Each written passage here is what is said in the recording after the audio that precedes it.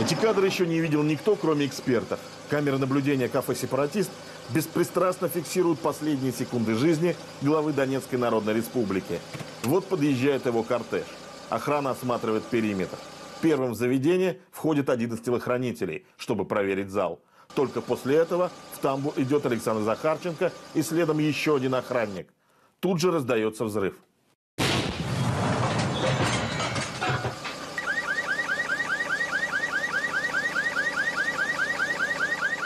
Александр Захарченко обычно сразу проходил вот в этот угол, где уже горела печка-буржуйка. Можно сразу было попить горячего чаю. А еще на его столе всегда стояла табличка «Стол заминирован».